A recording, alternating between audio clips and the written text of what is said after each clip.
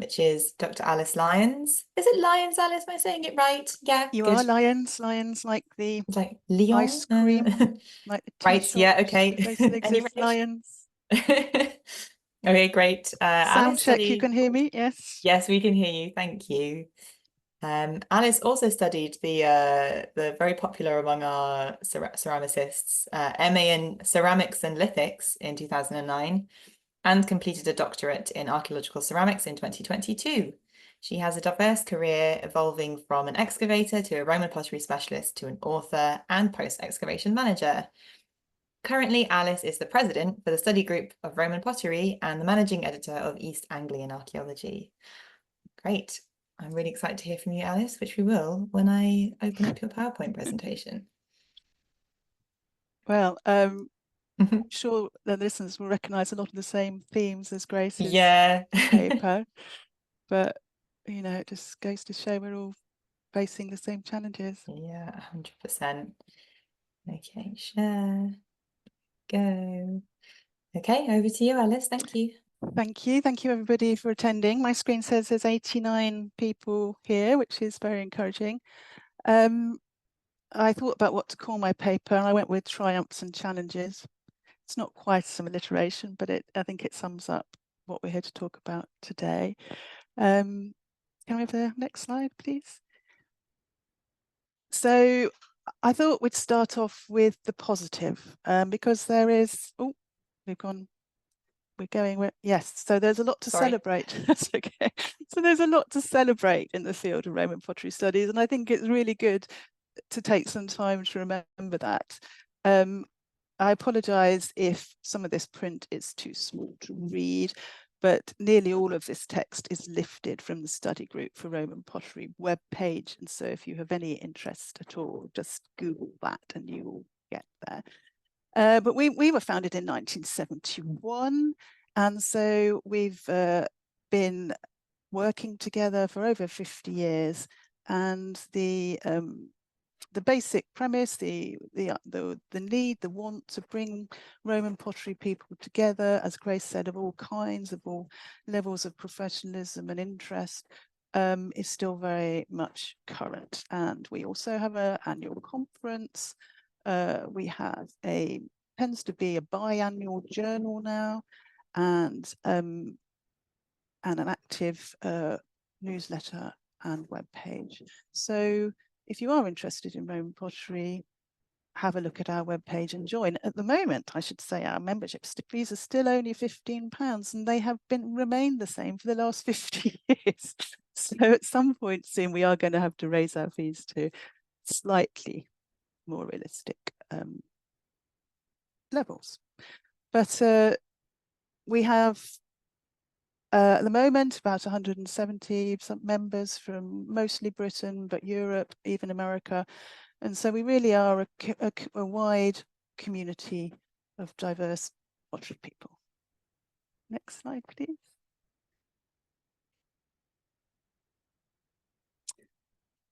So a question we often get asked as pottery people is, why does it all happen so differently? Why are you got different type series? Why have you got different fabric series?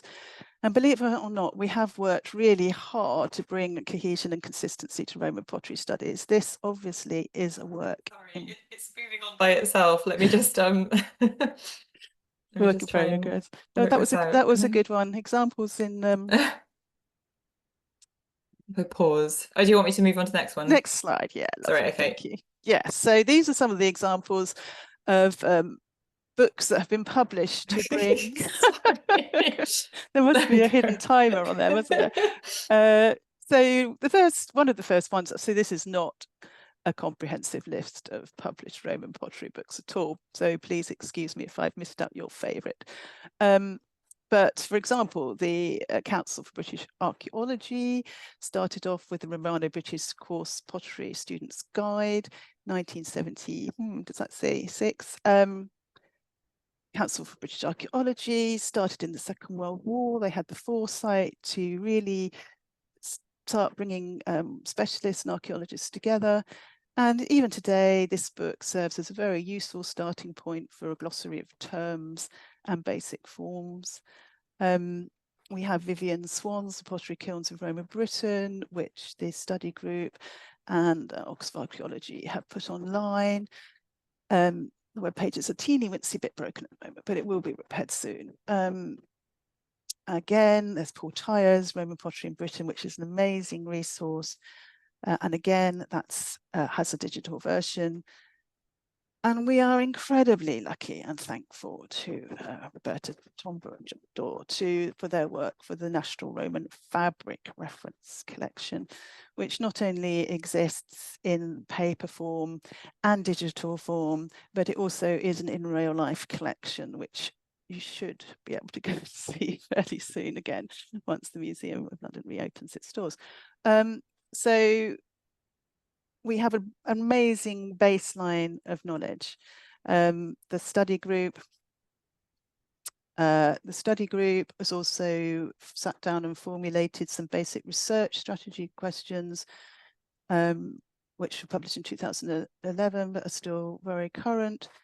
And then, as everyone will be very familiar with this picture by now, the standard for pottery studies and archaeology, which I think we should just emphasize as an amazing achievement to get all 3 pottery groups plus Historical England and everyone working together to get these basic standards out there. And now that they're being updated as this toolkit, it really is an amazing achievement which we should celebrate. And then moving on, books are still coming out. The Oxford Handbook of Archaeological Ceramic Analysis is splendid, especially if you're interested in the new technologies and newer technologies and how this ties into ceramic studies. So not a comprehensive list at all, but we are making as a community, this is not all the study group for pottery, this is Council of British Archaeology, this is Museum of London, this is Historic England, this is individuals. As a community, there is a lot of effort going into bringing together what we know and presenting it in a cohesive standard. Next slide, please. Where Roman pottery differs from prehistoric pottery is we have some wares that are quite standard. So, for example, the lovely red glossy Samian. Some people have dedicated their whole lives to the study of Samian, just one part of Roman pottery. And there's Hans Stragendorf. He did his PhD in 1894 on Samian, and we still use his typology today. We have the fantastic CBA handbook done by Webster, which is a really good starting place to look at your pottery. And then we've got the amazing series of stamps works by Brian Hartley and Brenda Dickinson with Jeff Dannell. There's a long list of authors there who all contributed. And again, you can look at Steve Willis's work on ads. So in some aspects of Roman pottery, we're incredibly lucky that a huge amount of work has not only been done, but it has been published. So if you want to learn, we have a published resource to look at. Next slide, please.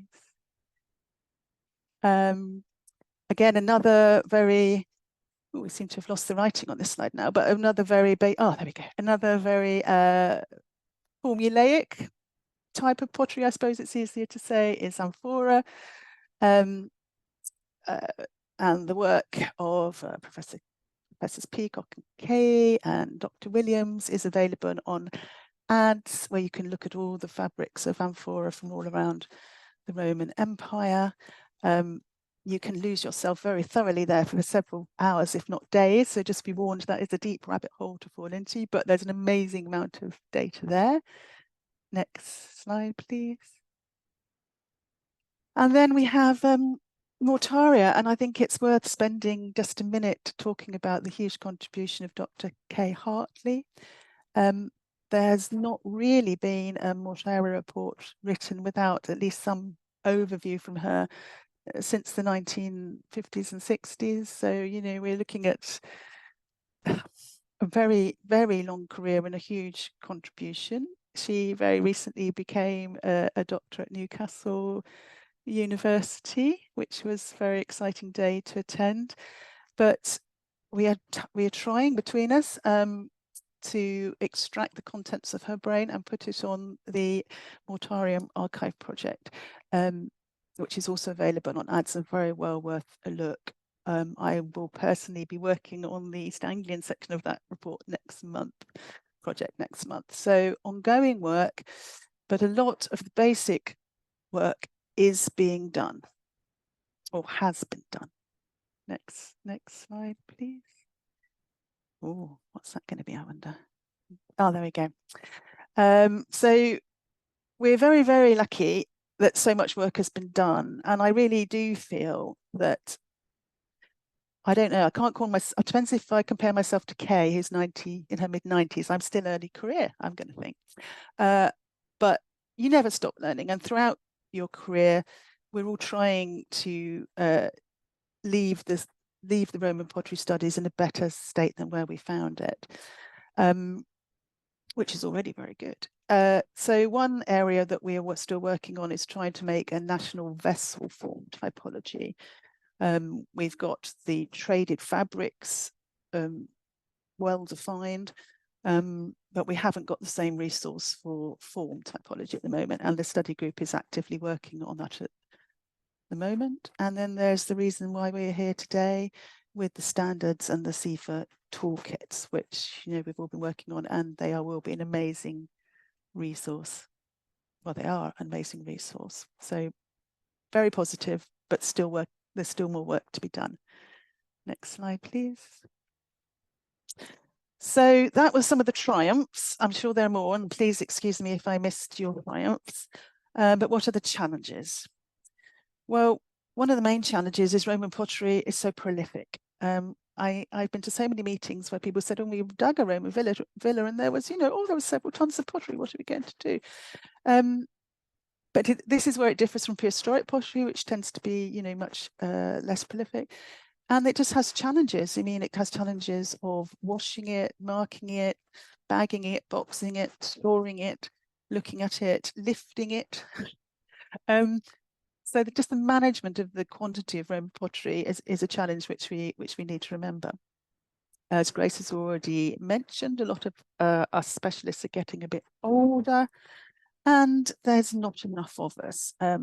Commercial archaeology is still very active. Infrastructure projects, especially in the east, especially around Cambridge, are just getting more and more numerous. More pottery will be found. There was queries just now about Kent and what to do about there as older specialists die. With the sad loss of Malcolm, he's left a huge hole, and we really need to find ways of filling these gaps. We've all talked about the loss of the Southampton course and the sadness that the big hole that's left in the training opportunities for pottery people. And we have to face the fact that training is very slow. It's not instant. I can't download the contents of my brain, just as Kay can't download the contents of hers, but we can share what we know and give guidance and mentorship. We have the industry-wide problem of low pay or conditions, in that, we, I don't know what to say about it. We're just very lowly paid. When I talk to other peers who are similar level of seniority in other professions, they just can't believe how we survive on such low wages. And then we have the problem of retaining specialists. A lot of people want families, they want to move on, they want a career progression, and that's not something that is actually very clearly offered within our profession. You're a pottery specialist, that's you done, is it? But I'm very senior, I know a lot, I've written books. No, you're a pottery specialist. So a lot of pottery specialists solve this by becoming freelance to give themselves the flexibility and the pay structure they need to survive. But clearly, as an industry, we're not doing well in looking after our specialists. It can be a very stressful career with a lot of pottery with short deadlines, and I'm not entirely sure we look after our specialists very well. So making pottery studies a viable career, and hopefully going forward, being able to expand the demographic. I think our gender distribution tends to be do quite well. There are both male and female pottery specialists. But like the rest of archaeology, we are very, very white. What we can do to address this, I think we do need to think about. Really expanding our specialism and our subject really to all would be an amazing achievement. Next slide, please. So what are the solutions? This is a long list. Commercial units are slowly waking up for the need to train, but only larger units can afford it. Maybe collaboration between the units working together would make it cheaper and more consistent.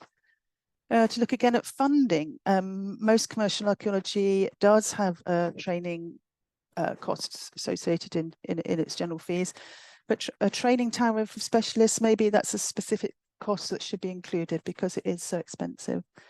Can we improve pay and career structure to make it a more attractive job? Should we be looking at our methodologies? Do we need to record everything to the same level? As Grace already mentioned, there are apprentice schemes, but are they really working for us? Are they really giving people the skills they need to work in pottery? Can university courses be relaunched or reformatted in a way that works for the industry? We do as a commercial specialists, we need to work more closely with CIFA and HE, as Emily has said, because these are all sources of funding and specialist knowledge, and we are a bit fragmented in our industry.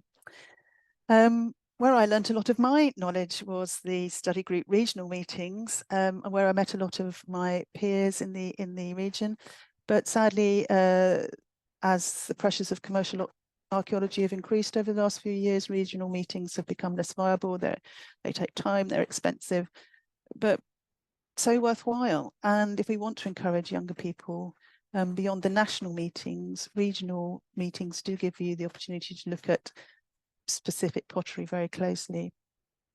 One thing I've been thinking about recently is whether the study group should offer specific mentorships, not training per se, but giving early career specialists a named senior person to talk to who would be offer them an ear and just give them some support on a more informal basis.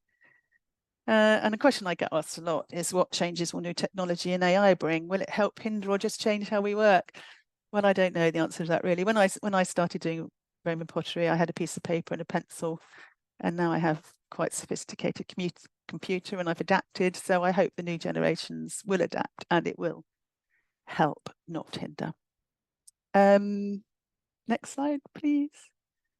So here we go, a few photos of our wonderful Roman pottery community. These are there's some of my trainees here, and we're mostly smiling. There's a lot to be positive about, but a lot of work still to do. Thank you very much. Alice. Oh, is it just going back to the beginning again? It's okay. I can do it again if you like. Oh no, it's doing it again by itself. There we go. Okay, thank you so much. I don't know if there were any questions in the chat. Just a lot of people agreeing with you. And Imogen has also put some information in the chat about the medieval and later pottery research group Southwest regional meeting. So if you're interested in that, as I'm sure Lorraine will be, you can check that out.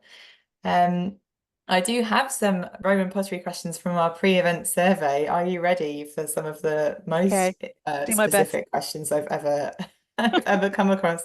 I had to ask Kate what this meant, so thank you, pottery specialists, for really keeping me on my toes.